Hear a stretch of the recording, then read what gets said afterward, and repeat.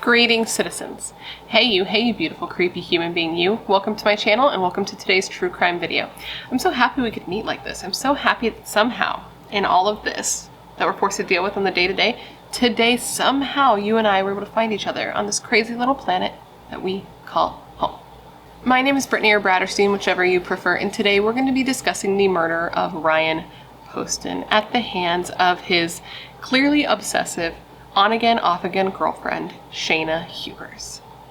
But before we get started, if you have not yet had the pleasure, please make sure to join the Brat Pack by subscribing and ringing that bell. I put out a new video every single week, and I would love to hang out with you. Yes, you, specifically you, but I can only do that if you join the Brat Pack and become one of us.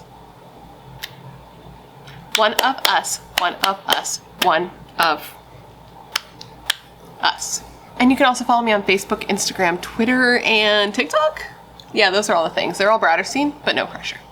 So guess what, guys? Today's video is sponsored by Dossier. Now, if you're not familiar with Dossier, which you should be because if you've been here before, you've heard me talk about them before. But if you're not familiar, don't worry. You're about to get familiar with Dossier.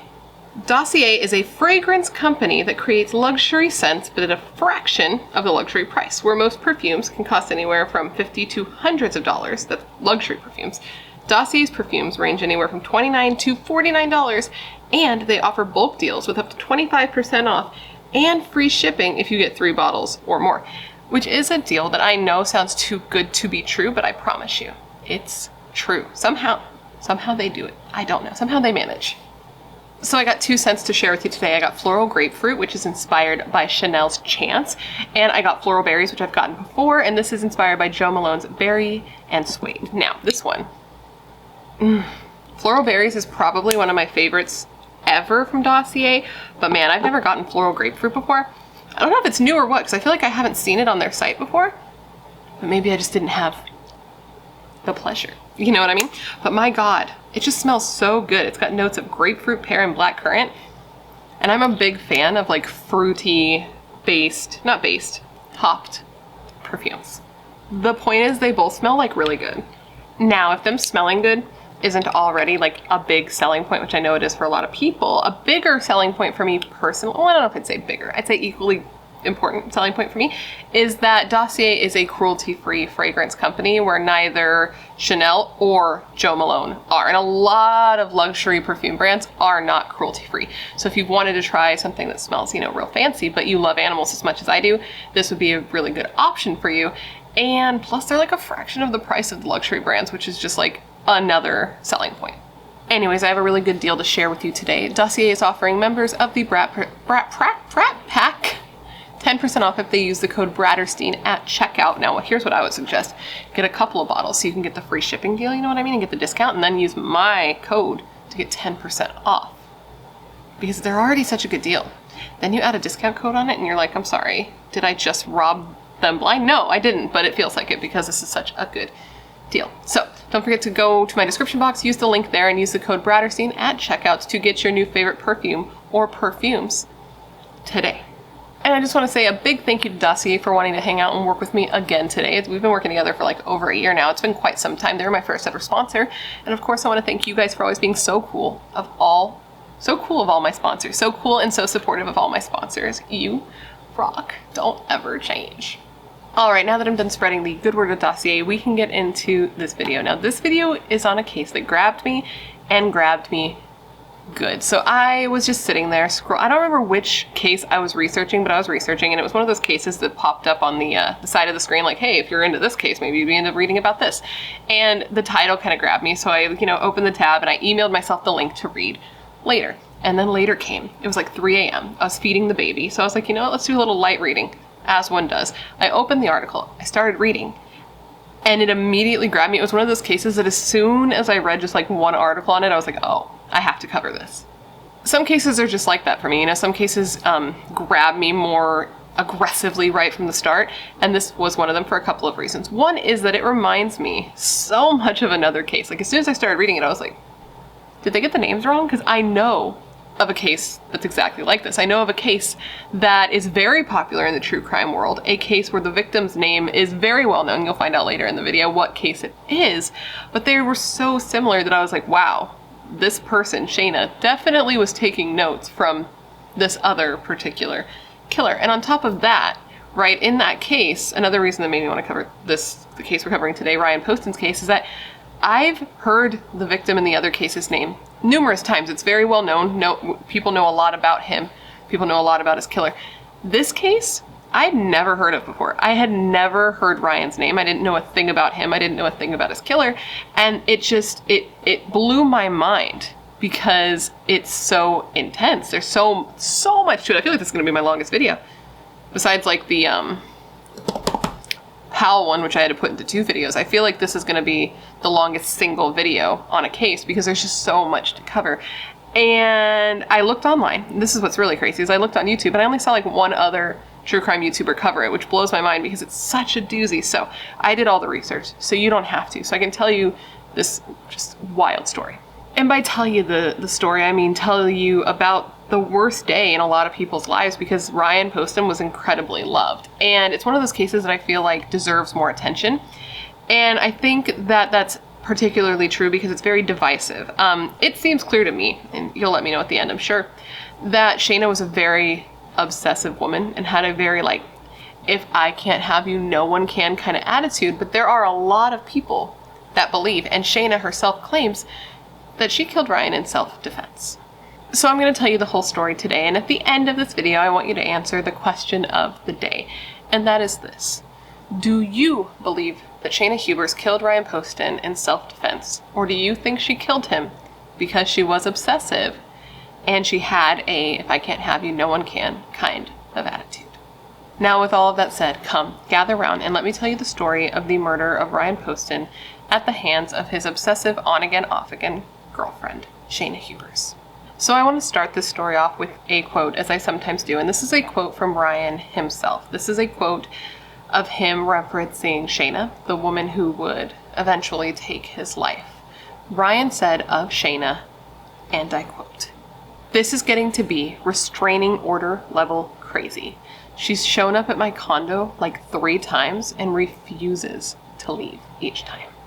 I want to follow that quote up with a quote from Shayna herself, and this is a quote. This is something Shayna said while she was being interviewed by police directly after shooting and killing her boyfriend in self-defense. She started talking about how vain Ryan was and how he always wanted a nose job. And then she said specifically, and I quote, "I shot him right here. I gave him his nose job he wanted. I broke it." Ryan Carter Poston was one of 4 children, the eldest brother with 3 younger sisters named Allison, Catherine, and Elizabeth, and he came from a close-knit family. His parents, Jay and Lisa, had divorced when he was young, and his mother had remarried a man named Peter, who he considered to be like a second father to him.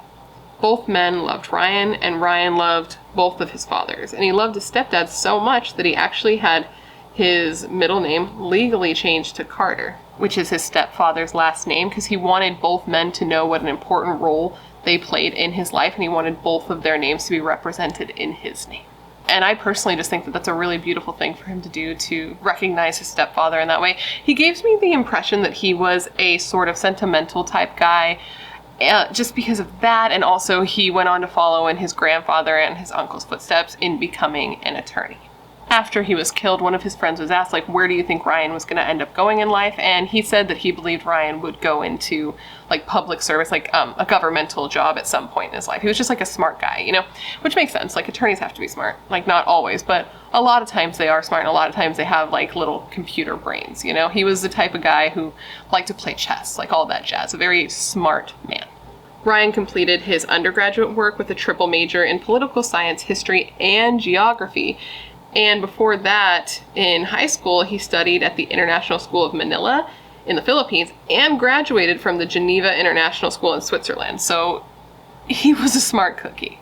Ryan decided to use his law degree to open up a practice in Cincinnati, Ohio. He was initially from Kentucky, but he opened his practice in Ohio, and he focused on being available to people with limited resources because of how expensive attorneys were, which just showed that he was like a good person. And that's exactly what everyone said about him, that he was just a really good person, that he was super, super kind, that he couldn't be mean to anyone, and that this ended up being his downfall later because this kindness and this goodness that was inherently in him was exploited by his future girlfriend, or the woman we're going to be discussing today, Shayna Hubers.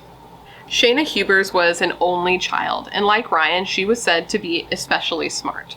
When a friend of hers named Sarah was asked later, like, how smart was she, the friend said that she was probably close to being a genius, that she was the type of person to get straight A's despite taking like hard AP classes, and she got numerous awards throughout her educational career, I guess you could say, for academic excellence and leadership. She graduated in just 3 years from the University of Kentucky, and despite being an academic, she was also interested in music and drama and considered herself to be a pretty good little actress. This friend also went on to give some helpful or relevant information on Shayna, particularly where it came to boys and relationships. This friend said that Shayna, was known to have a flair for the dramatic, and that she was the type who took rejection pretty hard. If she liked a guy or was interested in a guy and he broke up with her or said he wasn't interested in her, she would take it really, really hard. She would cry, she would scream. She just had a hard time letting these types of things go. Now, I will say that I understand that, especially in high school. I understand that sort of dramatic, intense love feelings that you just can't let go. I get that 100%. If you were to judge me based on my high school experience and the way that I acted in high school, I wouldn't come out looking good either. But what's important here is growth and change, something that in this particular arena, Shayna seemed to have finally found, where she fell short, really. She did not grow, she did not change. I think you get what I'm saying, right? You get what I'm saying. Please tell me I'm good. Tell me I'm good. I feel like I'm stumbling over my words a lot here. My tongue seems to have not woken up with the rest of my body. Now, this immaturity when it came to romantic relationships really presented itself when Shayna started dating Ryan Poston. The two seemed to be sort of a unlikely pair. They had a bit of an age gap. She was 19 and he was 28. She was still in college studying psychology, and he had already passed the bar, but Shayna was friends with one of Ryan's cousins, so Ryan had stumbled upon her on Facebook, because friends of friends, someone you might know. Never add those people, but he came upon Shayna and he saw some photos of her in a bikini at the beach where she was looking hot, and the two started up having conversations. They started getting to know each other a little bit. Now, I kind of think that this relationship and the fact that it moved so quickly was sort of a rebound kind of thing, because at the time that Ryan and Shayna started dating, he had just recently got out of like a serious relationship with this girl named Lauren. And then he gets on, he sees Shayna, they start talking, they start dating super, super fast. It just sounds like a classic rebound situation to me. So Ryan and his ex Lauren had met in a bar in 2009, and she said that he was the most beautiful thing she had ever seen in her life. And for her, it was love at first sight, and they were seemingly perfect for each other. Though Lauren was actually surprised that he wanted to date her at all, because she thought he was just so perfect. At the time that they met, Lauren was studying at the same law school where Ryan had just graduated from, and the relationship moved super quickly, with the two moving in together right away and adopting 2 puppies. Okay, they got 2 puppies named Max and Lily. Stop.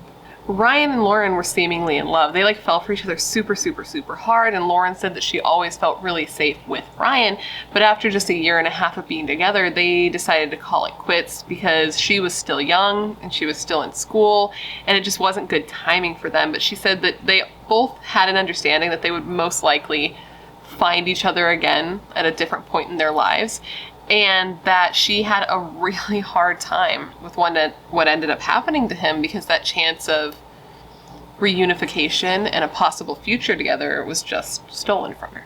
And honestly, Lauren reacted to Ryan's murder the way I would imagine that I would, to be totally honest. She said that maybe it was old school of her, that she believed that Shayna should be put to death because eye for an eye. And I just have to say, if somebody killed my husband, I would feel the exact same way. So I get it. But anyways, Ryan and Shayna, they meet, they start talking, and they quickly realize that they're like into each other, so they decide to start a relationship. And despite the age difference, the life experience difference, things like that, they did seem to be compatible, at least at first, but things went downhill very quickly for these two. Now, Shayna's friends say that Shayna was happy, that she seemed to be totally stoked on their relationship, that she never really seemed to feel like things were lacking.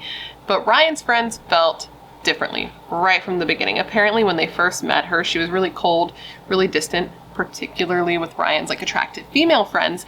And they felt that Shayna was going into the relationship with an agenda, a goal in mind. And that was to get Ryan to settle down and to be with her and only her.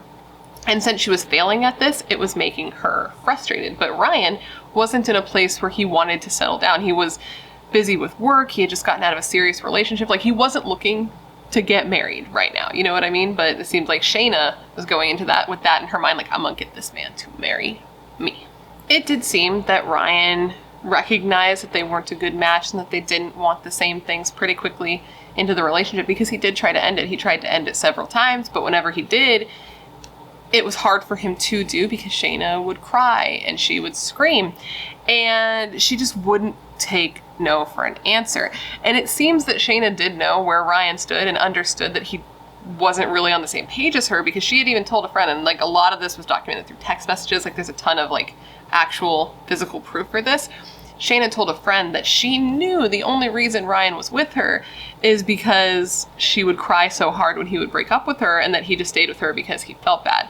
And she said that her love for him was turning to hate, but despite that, she wouldn't let him go. She wouldn't let him end the relationship. And because of that, the two would be together, then break up, be together and break up. And this happened over and over the entire 18 months that the two were in a relationship together. During this time, this 18 months that they were together, Shayna got very controlling and possessive, and she would just like show up at Ryan's condo without giving him any notice and without getting permission. And it's not like she lived close by. She lived like 80 miles away in Lexington. So it wasn't just I was just in the neighborhood sort of situation. She would like make that trip and not tell him she was going to. And this clearly bothered Ryan, because he even sent a text message to his cousin about this, saying, and I quote, "This is getting to be restraining order level crazy. She's shown up at my condo like 3 times, and each time she refuses to leave." I don't think that's actually the direct quote, but it was pretty close to exactly what he said. And in another instance, he said that she was probably the craziest fucking person he'd ever met, and that he was almost scared of her. Now, I don't know if Ryan was a saint in this relationship. Probably not, because nobody is, right? And he's not here to tell his side of the story because she killed him. But there were reports from one of his neighbors that Ryan may have not been particularly nice to Shayna. Apparently Shayna and this neighbor got kind of close in the time that they were dating, and this neighbor said that Shayna confided in her and said that Ryan was emotionally abusive and would tell her that she needed like a boob job or a facelift or to lose some weight.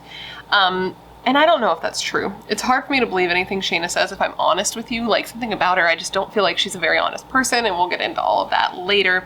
But this neighbor did say that she witnessed them having a really toxic relationship for months, that they would always be arguing and screaming, and she would hear it all the time. And she said that everybody has their breaking point. And when she was asked if she thought that Ryan had reached his breaking point, she said no, that she thought Shayna had reached hers. This neighbor was just under the impression that Ryan was playing a lot of mind games with Shayna. And was that true?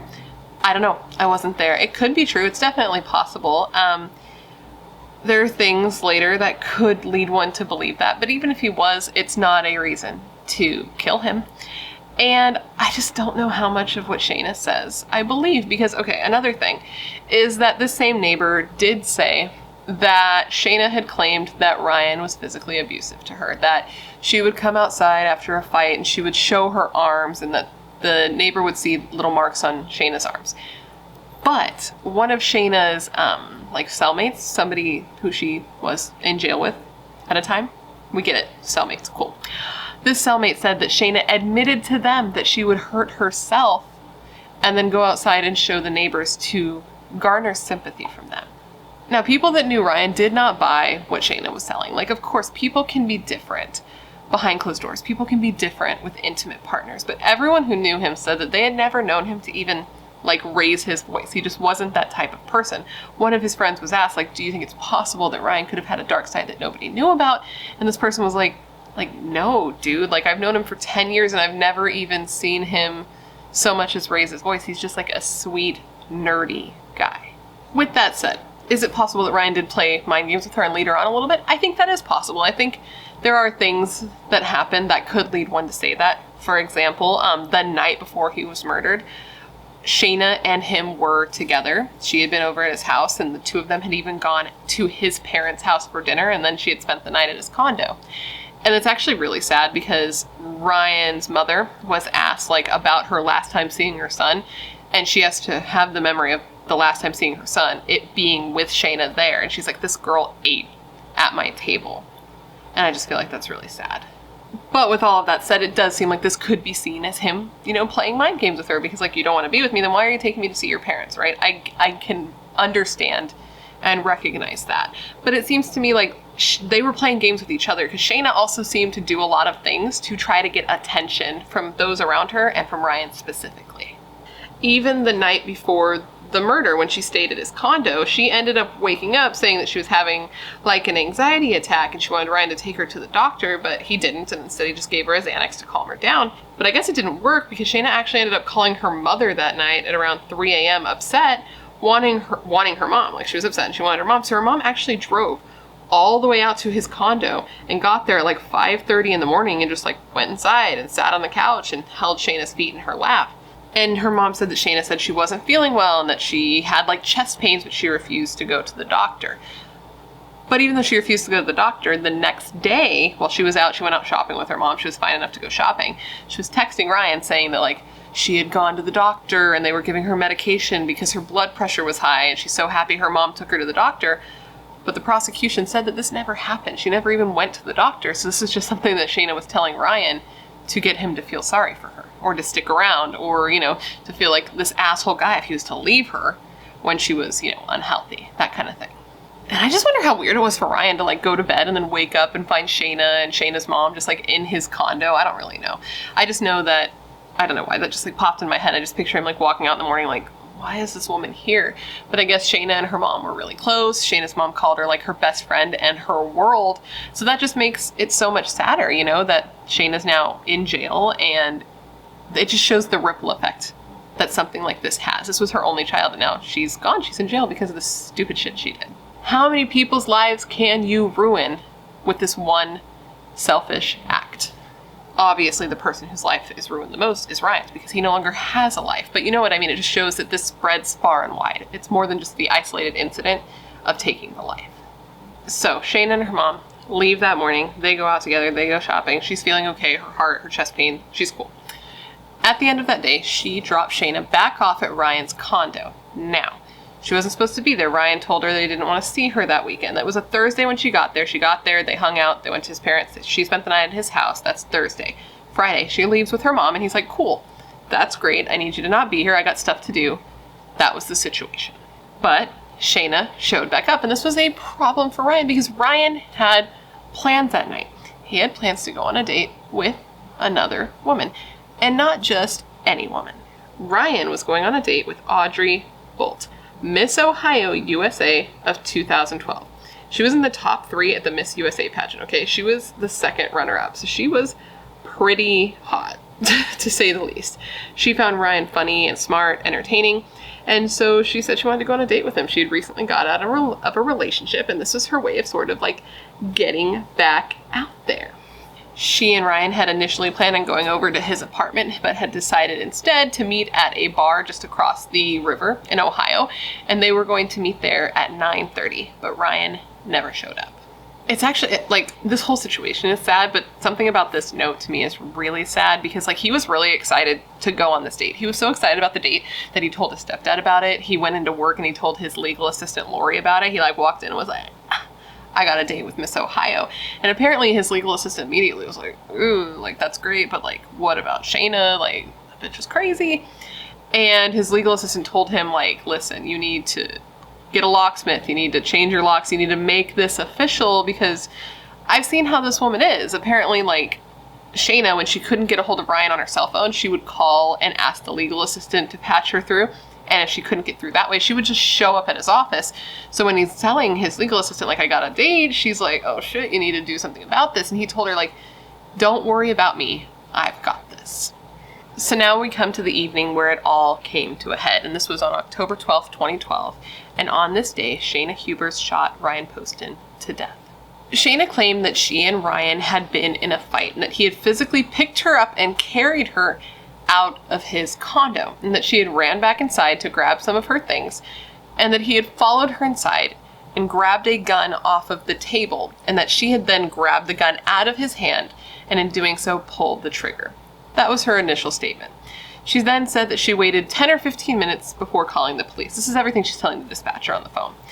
And why did she wait 10 to 15 minutes? Because she actually didn't call the police first. Before calling the police, she called her mother. Now, her mother says she testified that Shayna was terrified, hysterical, and in shock, and that she told her daughter, like, call 911 and tell them exactly what happened. But the prosecution believes that she called her mom first so that her mom could tell her what to say, so that she could build her narrative around what actually happened. Now, I would love to know what you guys think down below, if you could leave it in the comments. Why do you think she called her mom first? Because I feel like there are a lot of options, and I just kind of want to know, when you first hear it, when it first hits your ear, what is the thought that goes through your head? So police arrive, and Shayna comes out front with her hands right in front of her, just like the 911 operator told her, and she gets down on the ground and they arrest her. And while one officer is arresting her, another officer goes inside, and this is where they find Ryan dead next to the dining room table. He had been shot 6 times, and immediately Shayna claimed that it was done in self-defense. So she's taken down to the station, and immediately they think that she is being shady as hell, suspicious, as Miss Sarian says. So basically they sit her down, and she's like making a sound where it sounds like she's like crying or wailing or trying to make herself cry, right? And they're like, okay, cool, you sit here, we'll be right back. Everything's fine. She's crying, she's crying. They walk out, they close the door, and immediately the tears stop. They describe it as like a light switch, like wham, wham, wham. They walk out, boom, nothing else. And she literally, like, I watched the clip. She's like crying. As soon as the door closed, she's just like, oh, and looks down at her nails. You've got to watch this clip. You can look it up on YouTube where you are right now. After this video, go and watch that video, because I don't put clips in my videos like that. But go watch it. I think it's incredibly telling. Like, out of every video clip of all the things she did and said during her interview, something about that particular one resonated with me more than any other, because it's just so apparent that she's a fucking faker. From that moment, police knew that she was lying, that everything that she was saying was an act, that she was being a fake, so they really started to take notice.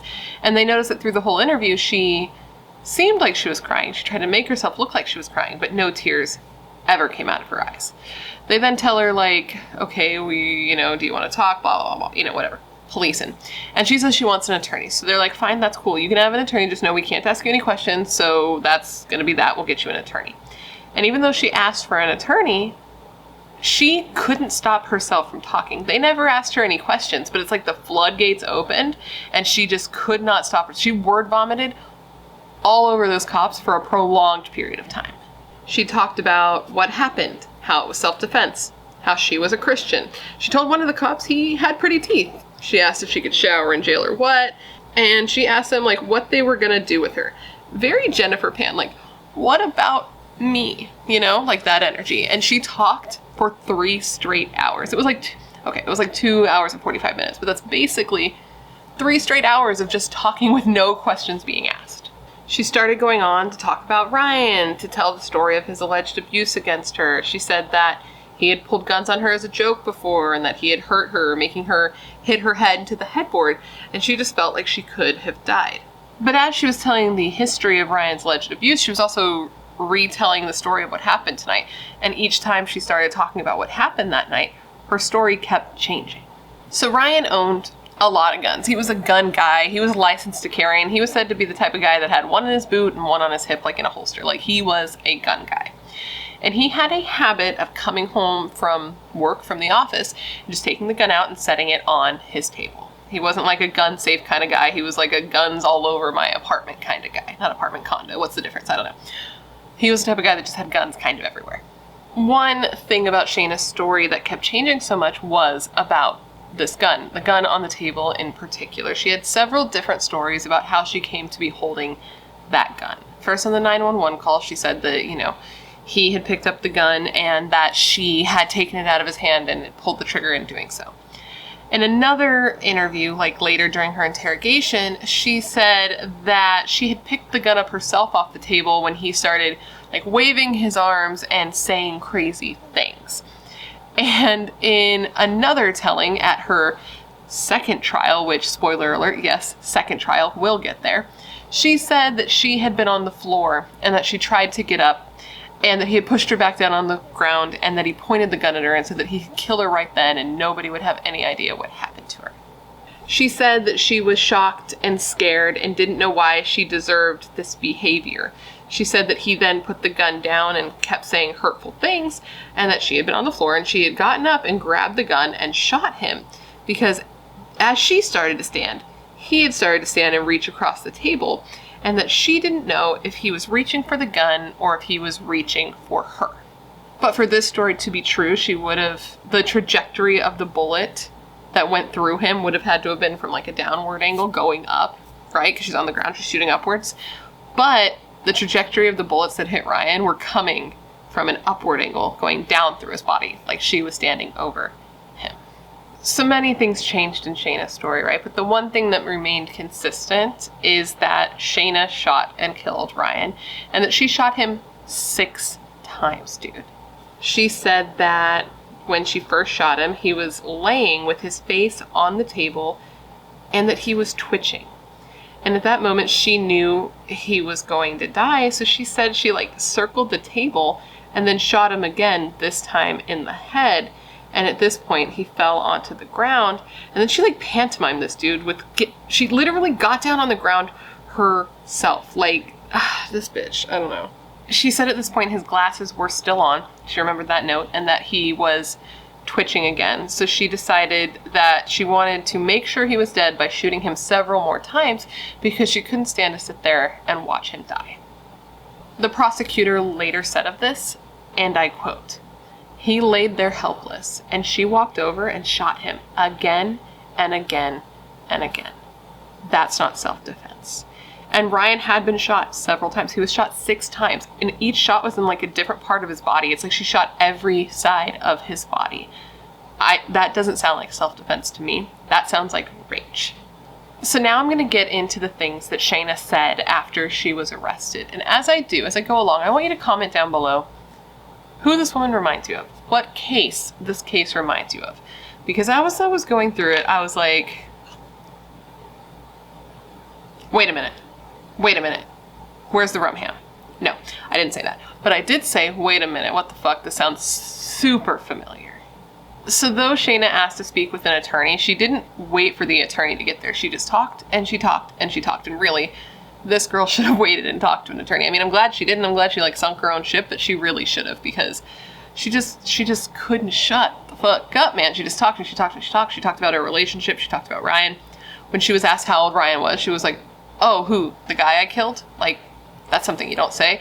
She went on to ask questions about jail. She asked, if she would be able to shower, if she would be able to keep her phone, things like that. And then she, laughed to herself and was like, "Oh, no one's going to want to marry me if they find out I killed my boyfriend in self-defense. Oh, that's not funny." She was just she was on some shit, man. It's just such a weird thing to say, given the circumstances, right? Well, I mean, really, this is probably the only circumstances where it would make sense to say that, right? Because if you're not being arrested for murder, why would you ask if you could keep your phone and shower? So I guess it was appropriate for the circumstances, but it still sounded weird as hell. Police were still that's fucking odd. But that wasn't even the oddest thing that this woman would go on to say. She started talking about Ryan, and she started talking about how vain he was, and that if he had lived through the initial shooting, he would have had a deformed face, which he would not have wanted to have, and that he had always wanted a nose job. And then she said, quote, "I shot him right here. I gave him his nose job he wanted. I broke it." And the police chief hears this and is like, what the fuck? He didn't say what the fuck, but what he specifically said in response to this was, and I quote, "My jaw dropped, It was did she really just say that?" That's a weird goddamn thing to say, Shayna. Miss Hubers? What? Who does that? And then she just continued being weird. The officers were like, "Okay, we're gonna step out real quick. You hang tight. We're gonna go and digest the information you just gave and get permission to arrest you." So they walk out, and when they do, she starts dancing and twirling and seeming proud of herself. She starts saying loudly to herself, "Yes, I did it. I can't believe I did that." And at the end of saying that, I watched the footage, and it looks like she looks right at the camera right after saying that to make sure that it's on, or to just it seems like it was very performative. And speaking of informative, no, speaking of performative, she goes on to start singing. And what song do you think she starts singing while she's waiting to for the police to come back and interrogate her? Amazing Grace. Now this is the point where I want you to pause the video and leave down below what case this reminds you of. What person this woman reminds you of. If you know, you know. As the kids say, I-Y-K-Y-K, right? Like, if you know, you know, because it's so, like, fucking on the nose, it's not even funny. So go ahead and pause this video and leave down below. Who is this woman trying to imitate? Jodi fucking Arias, right? Like, I cannot. It's so, like, on the nose that it's not even funny. So police come back in and they're like, okay, Shayna, listen, here's what's going to happen next. We're going to be arresting you for murder. Obviously, you dumb bitch, you murdered somebody. And she's like, what degree? That was her response. So she was arrested, and I saw different reports on what bail was set as. A couple of reports said that bail was set at $1.5 million, and I did see a couple of reports that said that she didn't get any bail, so I am confusion. So a couple of days after Ryan was murdered, his family was given permission to, like, go into his condo. Like, it was no longer being seen as a potential crime scene, as a crime scene, not potentially, it was a crime scene, and it no longer was being treated as such. So his family went in. And his dad said that as he was walking through the door, he just pictured in his head that, like, his son's body being wheeled out in a body bag. And it was very eye-opening for him that this is where his son had lost his life. He says that he walked in, and he just saw blood on the floor, on the table, on the walls. He could, like, look and see, like, a pool of blood where his son had died. And he said that he went back on another day, like, alone, and that he laid in the spot where the blood was, and he just screamed. That he screamed to God, he screamed to everyone, he screamed to whoever would listen, because he just couldn't handle the fact that this is where his son took his last breath. It was just, I can't even imagine. He says that he was the one who went on to clean the apartment and to clean up the blood, that he could have, like, afforded to hire somebody, right? But that he felt like it was supposed to be him, that he should have been the one to clean up his child's blood.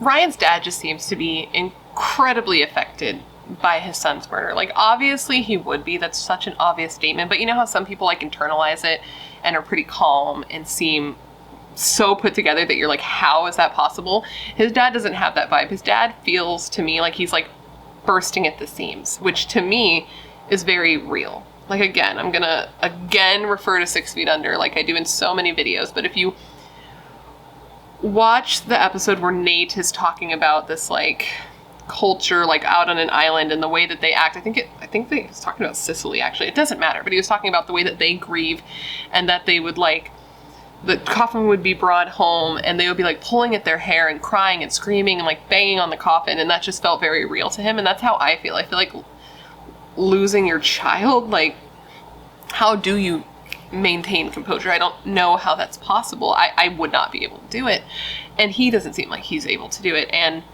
like, he just seems not stuck, I don't think that's the right word, but, like, sort of, like, some things about his life are frozen in time because his son is gone, you know? Like, for example, when he got in Ryan's car for the first time after Ryan died, the CD playing the song Hallelujah by Jeff Buckley was in the vehicle.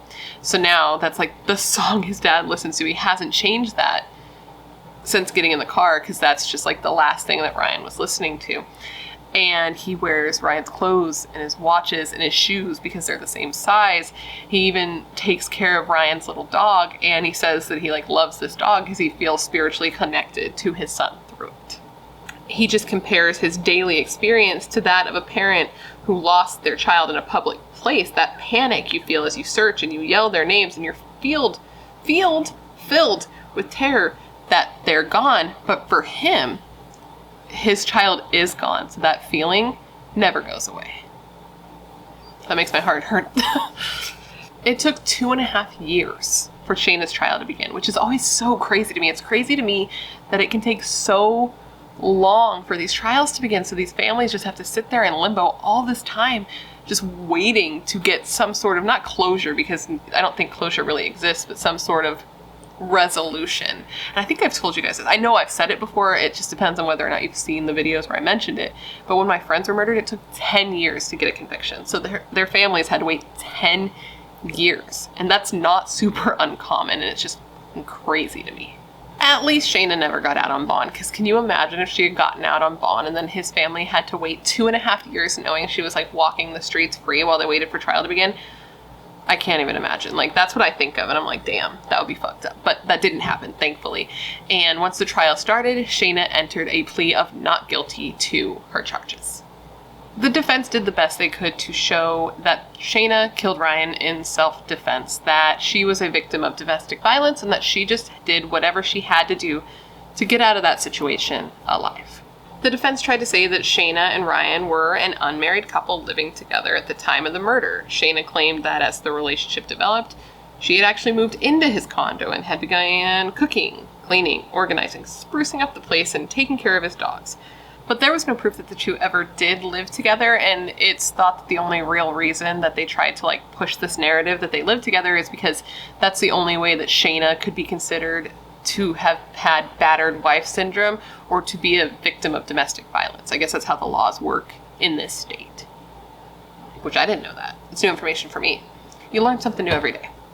The prosecution said that the motive was the complete opposite, that it wasn't Shayna that was trying to get away from Ryan, that it was Ryan trying to get away from Shayna, and that she just simply couldn't have that she would not let him leave, and that she was very much the tale as old as time. If I can't have you, nobody can. They said that for every one text that Ryan sent Shayna, she would send him 100. That's extreme. They said that she would log into his Facebook and she would block people, unfriend people, send them weird messages. They said that she tried to manipulate his life and that he would break up with her and he would try to end it, and she would stop him from doing that. She would not take no for an answer. Answer. And she would not let him end the relationship. But he did try. He would tell her to stop texting him, tell her that he didn't have the patience to deal with it, tell her that he was turning off his phone, not reading her messages, padlocking his door, telling her that if she wanted to, she could tell people that it was her who dumped him. Like, if that would help her ego, she could tell people that and that he wouldn't dispute it. But she was like, that's great, that's cool, but instead of that, we're just going to stay together, if that's all right with you, because that's what I'm thinking that we should do. It got so bad that at one point, Ryan even physically picked her up and removed her from his condo when she would not leave. Okay, that's how bad it got. And it was asked, like, Ryan was an attorney. Why didn't he just get a restraining order? Why didn't he do that to try to keep her away? And apparently under Kentucky law, he wasn't eligible for one, because in order for him to get one, she would have had to have lived with him, which is odd to me, but that's the way I understood it from what I read. And she didn't live with him. She had her own apartment 80 miles away. And the two were both seeing other people. It wasn't like a committed only them relationship. Like, they were both seeing other people. Shayna even admitted that during the time they were together, she had slept with like 10 other guys. The defense tried to argue that Ryan was an angry man, that he had a lot of rage building up inside of him because he was going through a lot. And at the time, he was. Not rageful, but going through a lot. He was going through a lot.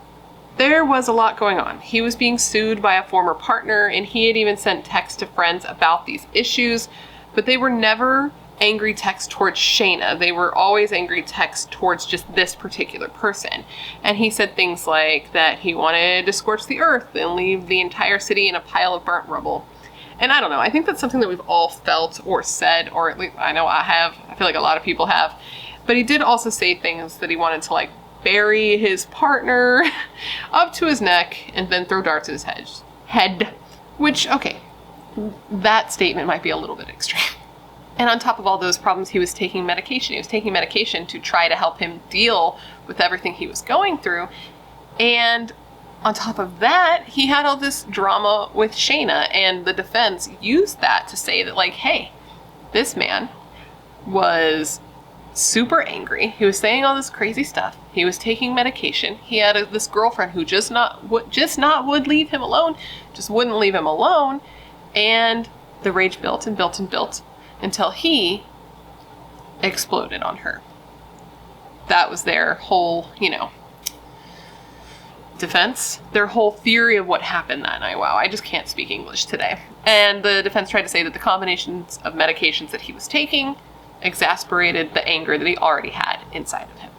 But in addition to there being no sign of a struggle at all in his condo, which we're going to get to in a little bit, things were also starting to look up for him. Things had been shitty, but he had just settled things with his old partner. He had just opened a new practice. He was getting new clients. Like, things were looking up for him. The only problem he had now was Shayna. And on top of that, Shayna admitted that at one point, Ryan ran into his room and locked himself in. So the man who is supposedly attacking you retreats to his room and locks himself in. And at that point, she Googles how to unlock like a house door with a bobby pin, and she does just that. She makes her way into his room, and then the fight changes locations. It moves out into the front room. It moves out towards the table. It moves out towards the gun. And the prosecution's forensic expert testified that Ryan could not have been advancing at Shayna like she claimed, self-defense. He'd have to be advancing at her. The forensic expert said that this was not what happened, that he could not have been advancing towards her when the first shot was fired. Their determination was that he had been shot sitting down and that the first shot was to his head. And after that, she had just proceeded to shoot him over and over, in the back, under the arm, in the chest, in the face. The cousin who introduced the two of them testified, saying that essentially Shayna just wanted more out of the relationship than Ryan was willing to give. And this became evident. Like, it seemed like this definitely was the case, because during the hearing, Shayna talked about their sex life. And when she talked about their sex life, it was revealed through text messages that Ryan and she had been talking. And they had come to a deal where if she would allow another woman to come into their bed with them and they could all get jiggy with it together, that he agreed that he would put photos of Shayna back on his Facebook page, that he would be more affectionate with her, and that he would communicate with her more. So clearly he had taken her photos down. He had stopped communicating with her. He had stopped being affectionate with her, and she was like, well, you know, how about I do this and then you do this? And he's like, fine. Like, sure, that sounds like a fun thing to do. Like, why would I not want to do that? And I guess in exchange, I'll put these things back up. So it just shows that she really was trying to get more out of it than he was willing to give, and he was just going along doing it. You might not think that makes him very nice. It doesn't sound like a very nice thing, but it doesn't sound like she was very nice either, and she was strong-arming him into staying in a relationship with her, and then killed him. So what's the greater evil there? You know what I mean? Like, I don't know. It's complicated. Relationships are just complicated. People who knew him just essentially said that she would wear him down. So it might seem like he's saying one thing and doing another, but it seems like he said one thing and did one thing over and over and over, and she would just be like, no, we're not doing that, and then eventually be like, fine, we'll do what you want to do, is the vibe that I got from their relationship, which sucks. And his cousin said that it got more intense over time, that it would just get worse and worse, and at this point he was already so far in. And he said that Ryan said to his cousin, this is the same cousin who knew Shayna and him both independently, he's like, yo, you need to talk to her. She has literally sent me 75 text messages in the last hour. The prosecution just brought forward a lot of witnesses that helped solidify their narrative of, you know, the way Shayna was. Besides his cousin, which we've already covered at length at this point, they also interviewed his stepfather. His name was Peter. And Peter said that he and Ryan were texting and they were talking, and that Ryan was really excited about his date with Miss Ohio, and that he was worried when Ryan told him about it because of Shayna. And Ryan was also worried that the date wouldn't even be able to happen because of how Shayna may react to it. And Peter said of this conversation with Ryan, and I quote, I told him to make sure that he was kind to Shayna, and that he told her honestly what was going on so that she didn't find out later that he was out with someone else. The court also heard testimony from a friend of Shayna's, which is super damning when one of your friends testifies in a way that makes you look bad. And this friend said that Shayna had been fantasizing about killing Ryan long before she actually did it. That she had talked about how Ryan was an evil person and that Ryan didn't care about her. And that Ryan and her had been at a shooting range, and she had texted her friend saying that she wanted to turn around and shoot Ryan and then just pretend it was an accident. And this was just 2 weeks, less than 2 weeks, I believe, before he was murdered by her, before she actually did shoot him to death. They even heard testimony from one of Shayna's like cellmates who said that Shayna would brag about what she did, brag about killing him, brag about shooting him in the face and giving him the nose job, and that Shayna even confided in the cellmate with what she planned to do with her defense.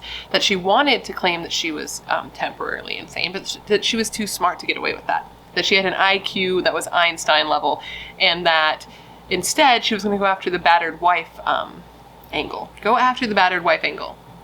I'm doing well at talking today. It is worth noting that this cellmate did not get anything in terms of compensation, time off, anything that was beneficial to them. They just said that they felt so bad for Ryan's family that they came forward with this information voluntarily.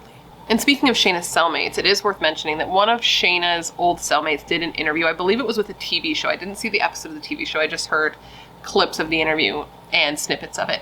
But in this interview, Shayna's former cellmate said, and I would like it also on record that I found this article towards the end of my research and after I had already drawn my own conclusions on this case and had already drawn parallels between Shayna Hubers and Jodi Arias. Okay. Her cellmate said that Shayna was obsessed with Jodi Arias in that case. I guess when Shayna's trial was happening, like even before the murder, that's when the Jodi Arias case and the Travis Alexander case was still like really hot in the media, because she killed Travis Alexander in 2008, but it took several years to get a conviction, so it was still very heavily publicized at the time. And her cellmate said that whenever there would be like news coverage played in the prison of the Arias Alexander case, that she would sit, she would watch it, and she would take notes because she was modeling her defense off of Jodi Arias's defense. Now, on the off chance that you don't know about this case, which I'm sure is not the case, because if you're watching this video, I'm sure you've heard of Jodi Arias and Travis Alexander. Well, Jodi Arias killed her boyfriend, Travis Alexander. And once she did that, Jodi claimed that Travis was physically abusive to her. But there was no evidence of that, just like Shayna and Ryan. And Jodi claimed that she killed Travis in self-defense. A ghastly overkill, but it was self-defense, just like Shayna and Ryan. Now, the prosecution didn't doubt that there was a fight between Shayna and Ryan that night. How could there not be? Like, it led to what it led to. But they do not believe that he ever abused Shayna, and the things that she says that he did to her didn't make sense, and it didn't line up with the scene at all. Shayna says that he threw her against the arm of the couch, the chair, the bookshelf, the floor, but when police looked at the scene, it didn't appear a fight like that had happened at all. And the bookshelf that Shayna says that she was thrown into wasn't disheveled at all. And you look at photos of it and there are like bullets, like standing up, just standing up. Like if you were to hit that bookshelf, they would fall, but they hadn't, which led everyone to believe that she wasn't thrown into it like she said. To strengthen the argument that a fight like that didn't happen, some of Ryan's neighbors testified. A woman, I believe, that lived below him named Doris said that she didn't hear a fight like that at all. That she had heard a woman out on Ryan's balcony crying, followed by her walking inside and just immediate gunshots. She said she heard nothing else that night. No big fight, no huge argument. She said just the woman crying, her walking inside, boom, boom, boom, boom, boom, boom, and that was it. And her husband said he heard the exact same thing. A forensic pathologist also said that Ryan was seated when he was shot with the first shot. Okay, so he wasn't advancing on her, she was advancing on him. They could even tell that her killer wasn't even like standing still and shooting him from a distance. They were advancing towards him. Shot him 3 times, and then he fell to the ground, and she shot him 3 more times while he was on the ground. The 2 officers who were first on the scene the night of the murder also testified at trial, and they said that Shayna did not seem sad. She wasn't crying. She actually seemed happy. They said it seemed like she was trying to cry, but that she wasn't doing a very good job. And the officer who actually drove her to the station said that she seemed happy on the ride to the police station. The prosecution also played the police interview with Shayna in court. And in the video, Shayna is heard saying that she didn't go to his condo to kill him, but that when she got there, they just got into an argument, and that's kind of how things played out. She said specifically, quote, "I shot him enough times to kill him so that he wouldn't suffer. He was laying there twitching and making noises, and I shot him in the head." She continued saying, quote, "I was watching him die. It was painful to watch him die and to know that I had done that." Unfortunately, I'm sure for a lot of people in the trial, Shayna did not testify on her own behalf. She just let the tape speak for itself. So nobody really got to hear, I guess they got to hear the words from her mouth, but not in the way that I think would have been more satisfying because she didn't take the stand. But regardless of that, the jury was sent to deliberate. Obviously, regardless of that, she doesn't have to testify. It just, it seems like something that could be cathartic and enlightening to hear somebody's own words on what happened, but she didn't do that. So in April of 2015, the jury was sent to deliberate. And after only 5 hours of deliberation, they returned with their verdict. And they had found Shayna guilty of the murder of Ryan Poston, and they recommended a sentence for her of 40 years. It is honestly so wild to me that this woman thought she was going to get away with this, because she really did. She said that initially when the murder happened, she thought about running. She was like, I'm a piece the fuck out of here. Like, I don't need to be here when the cops get here, kind of thing. But then she was like, you know what? I'll just tell him, and it's gonna work, and I'm just gonna get to go home to my mom. Like, she legitimately thought that they were just gonna believe her, and she'd get to go home and hang out with her mom, and everything would be fine. But I just feel like it's so obvious, that it seems crazy that she thought that, especially considering how she acted?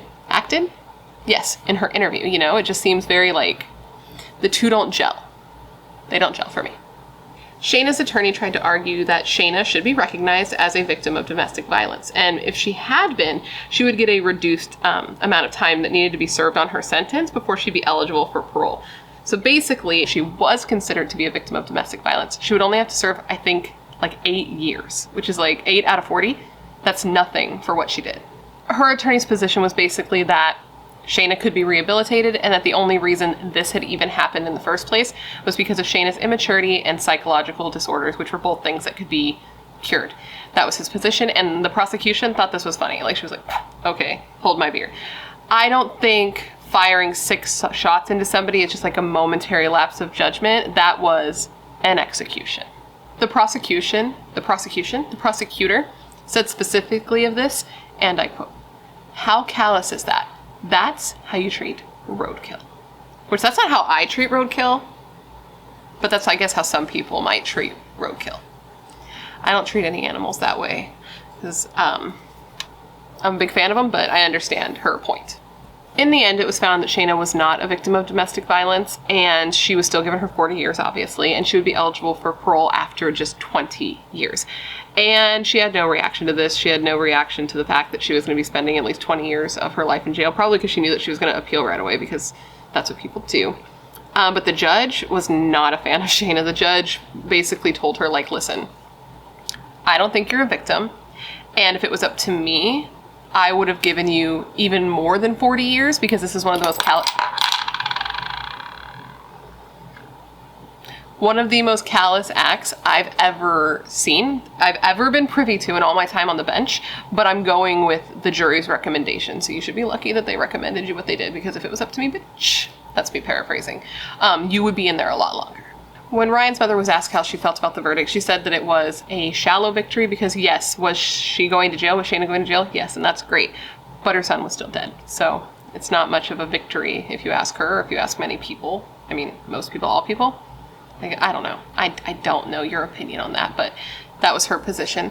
And his sister, it was so sad, his sister brought a teddy bear to court, and the teddy bear was made out of like one of Ryan's like dress shirts, and when you would press on it, it would play his voice from his answering machine. And she said that that was basically all they had left of him, which is just so heartbreaking, dude. And she said specifically of losing her brother, and I quote, "He made us complete.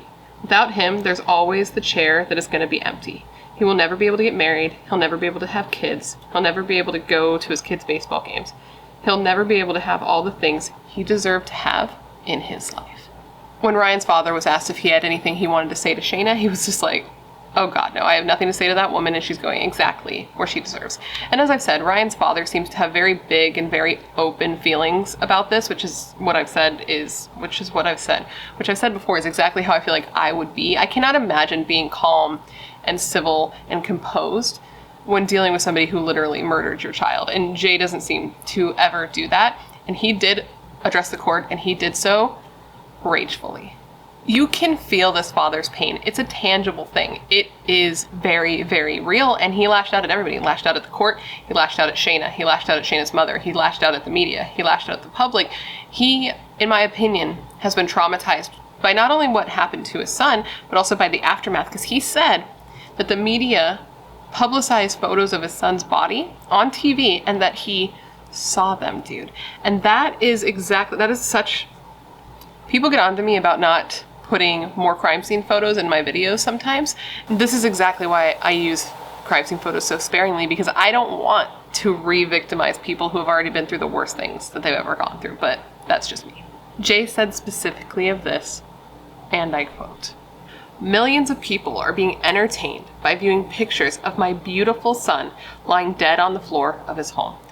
What a horrific violation," end quote. He added, quote, "Ryan did not ask to be murdered. He was a victim of murder. Because of this crime, we must bear witness to this invasion of his privacy and the theft of his dignity. This violation happens in the press, in the media, and even more egregiously in this very courtroom by the defense's strategy of personal destruction." And as I mentioned, he also lashed out at Shayna's mother. And this statement is very raw. It's very real. You can feel it. It's like, it gives me goosebumps even just thinking about it. Something that you can feel. And as a parent, I have no idea how this man must feel. And I feel like the statement really, really does it. He said to Shayna's mother, and I quote, "Your daughter is sitting right there, breathing, laughing, and speaking. She may one day sit at your table for a Thanksgiving meal. Meanwhile, I wait in the middle of the night, every night, anguishing that I may someday forget the sound of my son's voice, the warmth of his embrace." That line just like fucks me up, man.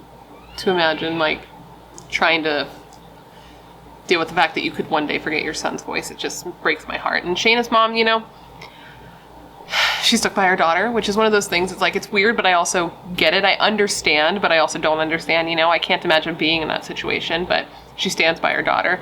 And she said that her daughter's not evil. She has a heart of gold. She's a loving girl, that she's just like her mom, and she wants the world to know that. I don't know. I don't know how I feel. It's really complicated. I can say that. And she says that she loves her daughter, and she will fight to help her until her last breath. And she added that she doesn't think Shayna did anything wrong.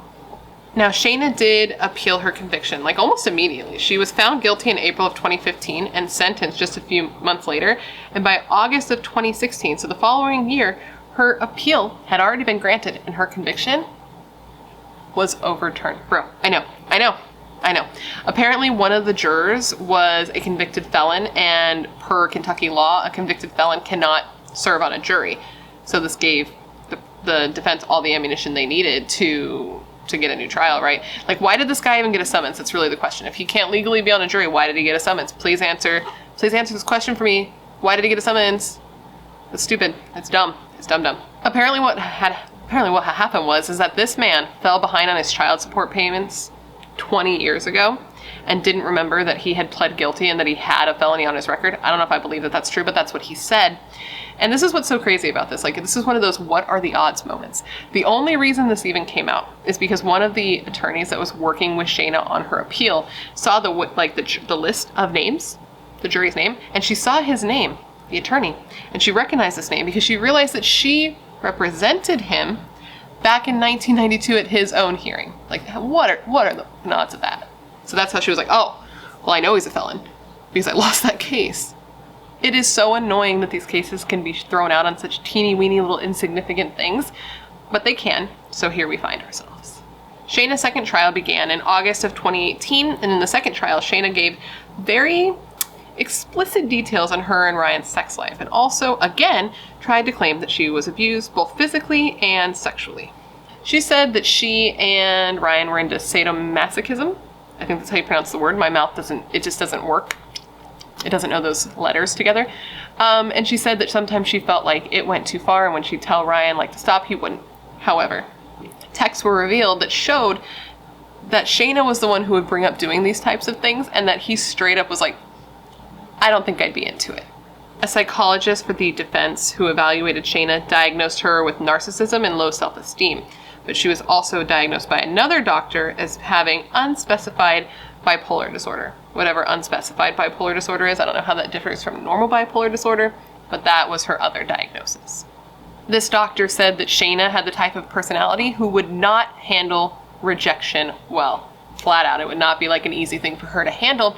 And when the prosecutor asked her, like, so were you rejected by Ryan then? Just, were you rejected by him then? She tried to kind of argue it, like, he said that I don't handle it well, but, and she's like, no, but were you rejected by Ryan?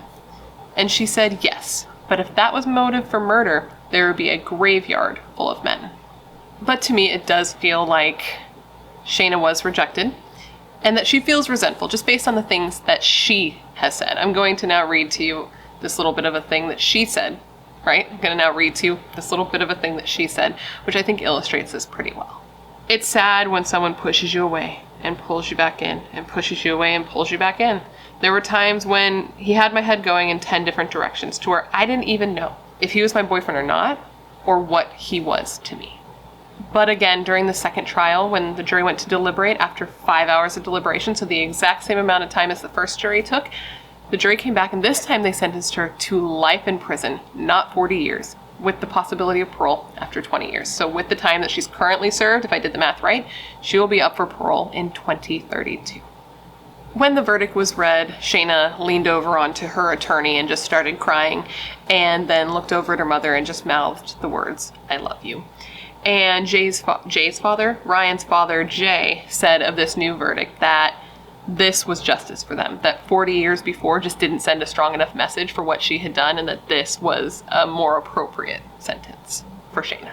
So Shayna did try to appeal this second conviction as well, but again, it wasn't successful. The Supreme Court found in September 2020, that there were no reversible errors. So she's staying put, at least for the time being, hopefully indefinitely. So Shayna, she's still in jail. And guess what? Guess what? Shayna has a profile on writeaprisoner.com. You guys know how much I just love writeaprisoner.com. False. I do not love writeaprisoner.com. Here's the thing. I just hate it.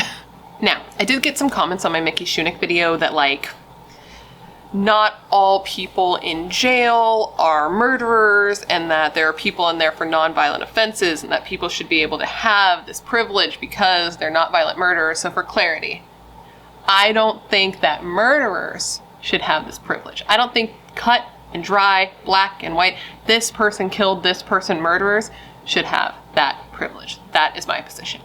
Shayna has a profile where she talks about herself, she talks about her education, her love of music, saying that she taught herself guitar in prison. She describes her physical appearance, saying that she is, quote, a tall and thin brunette standing at 5'9" and 115 pounds with lots of long, wavy, golden brown hair, steel blue doe eyes, and a wide, bright smile on a heart-shaped face.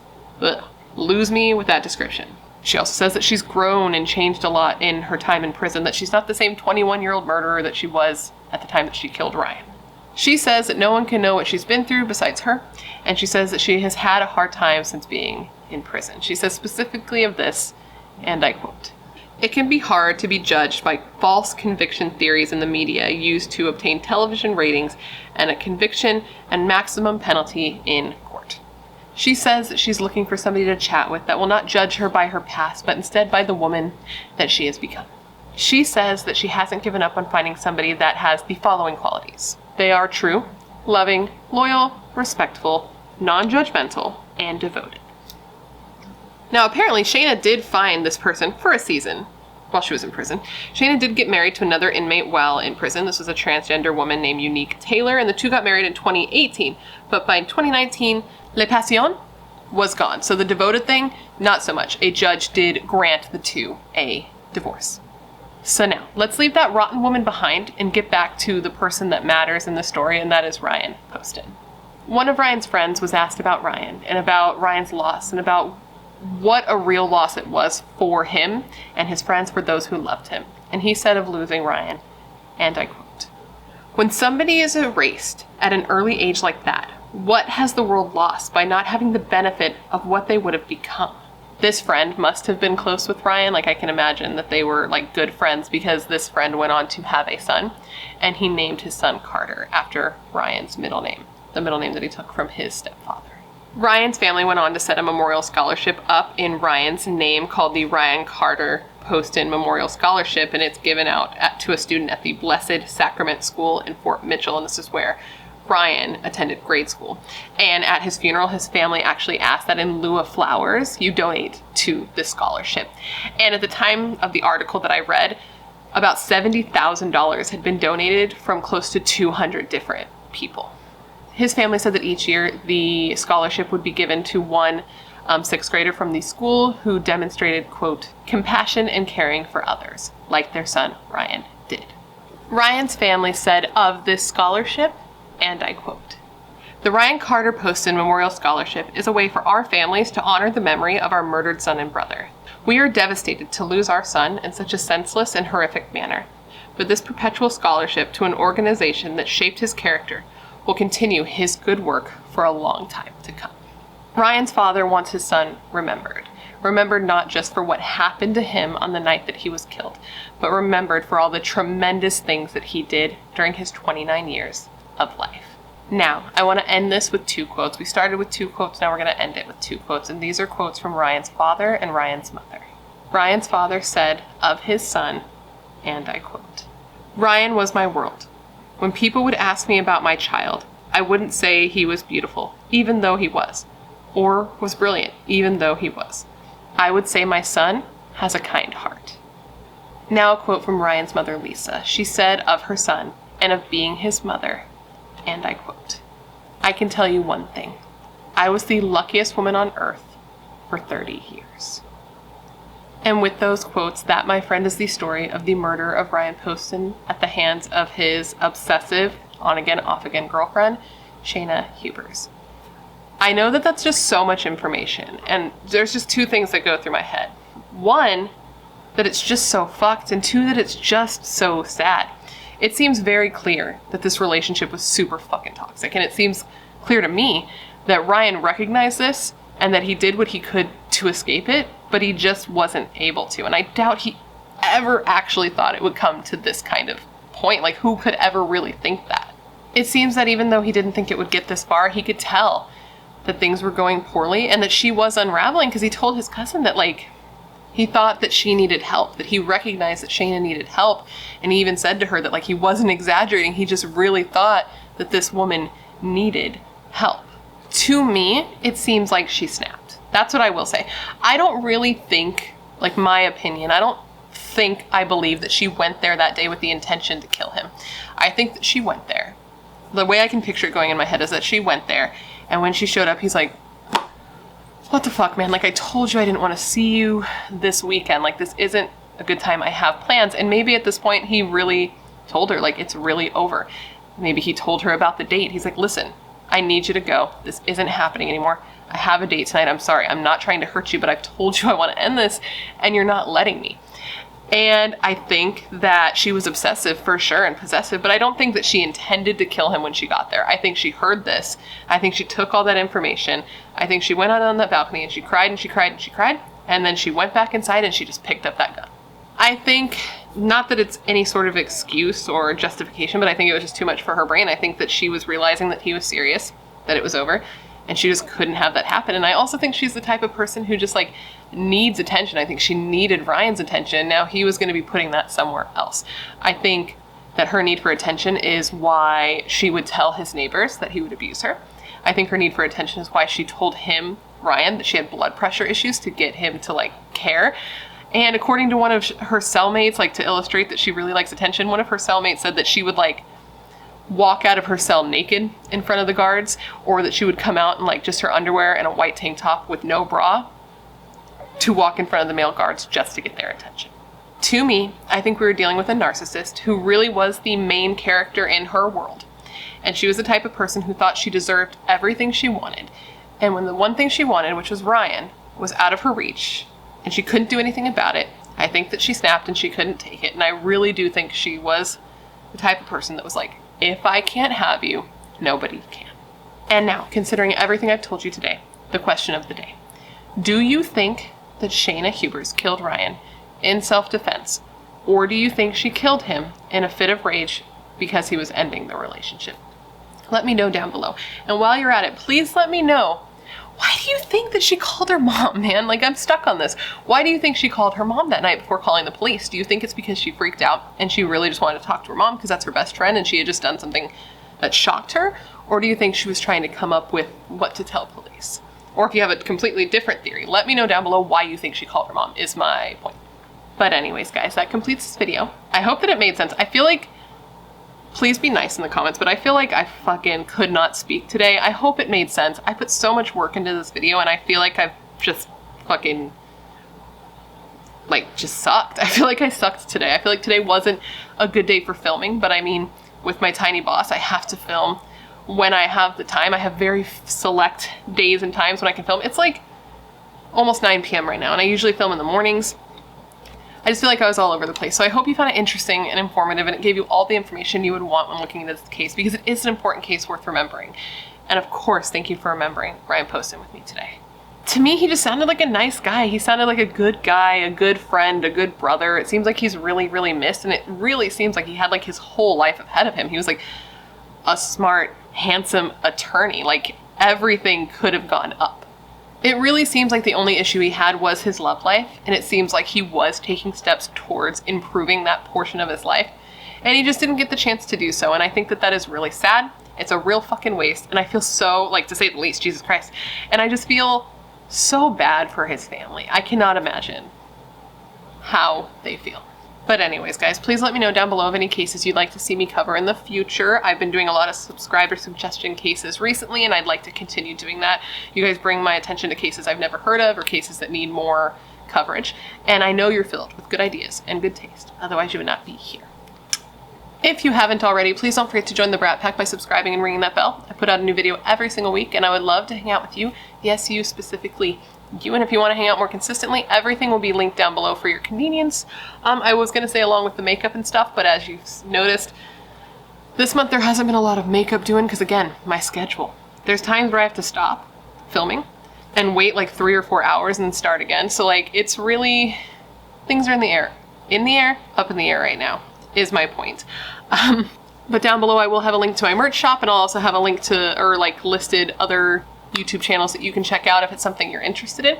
There will also, of course, be the link to Dossier's website. And again, one more thank you to Dossier for sponsoring today's video, and a thank you for you guys for being so supportive of all my sponsors. You rock. Don't ever change.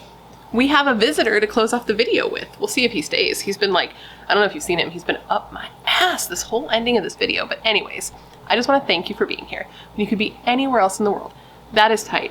You are tight. Please stay safe and be a better person than you were yesterday. And I hope to see you in my next video.